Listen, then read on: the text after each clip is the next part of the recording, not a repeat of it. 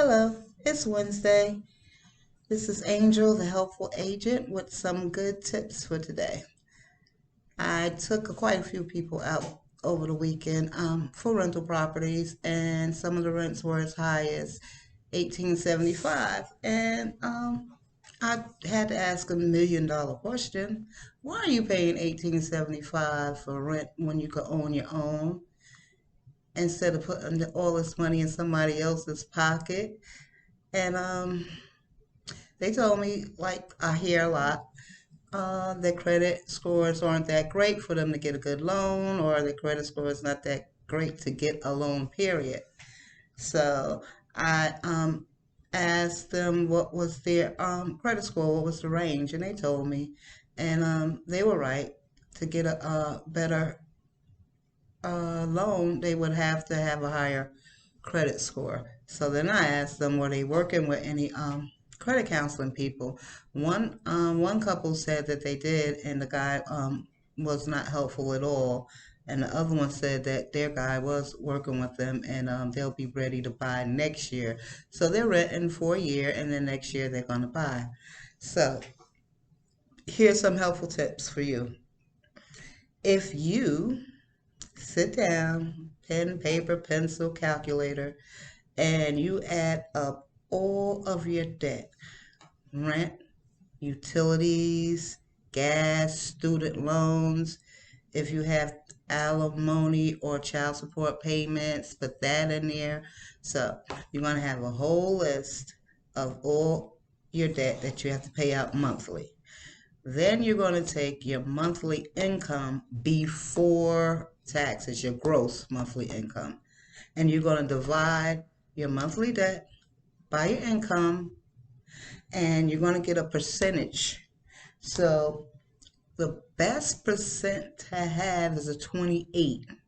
If you're only spending 28% of your gross monthly income, we're going to call that GMI from now on, okay? Gross monthly income.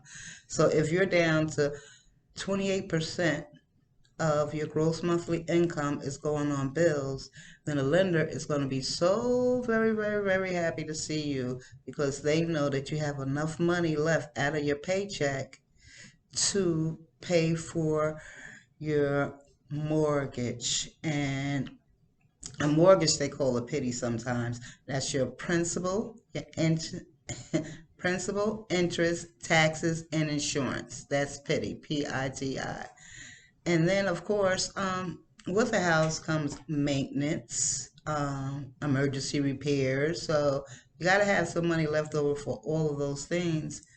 So if you're spending out 50% of your income is going on bills, there's nothing left for your home. So you're really it's going to be hard to get a loan.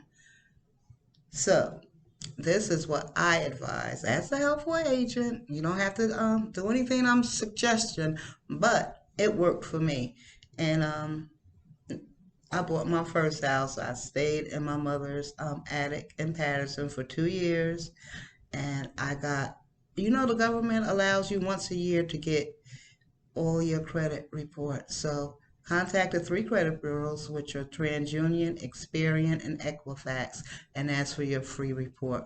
Once you get your report, go through it, and the least amount, the lowest bill you have on there, pay it off. I'm not saying you can afford to pay it off all at once, but work on that one, pay that one off, then go up to the next one, pay it off. Then you contact the three credit bureaus again, and you say, look, I done paid this, this, and this. I dispute these charges. They got to come off because you pay them off. So they will send you an updated credit report.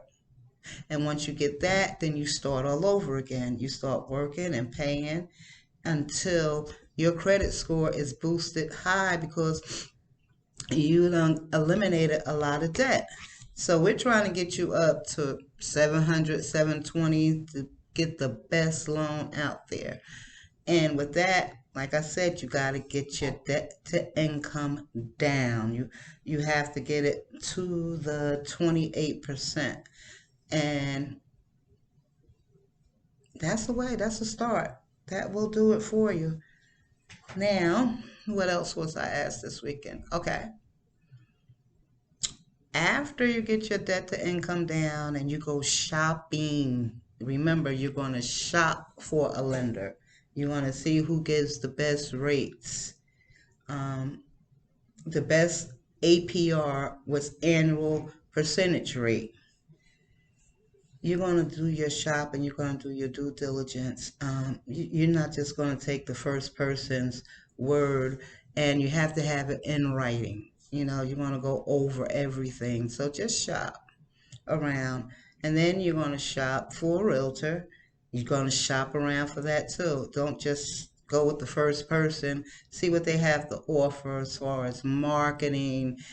Um, are they going to be able to be there for you when you're supposed to meet with the inspectors? And you know, it's a lot of hard work, but it's well worth it. It really, really is.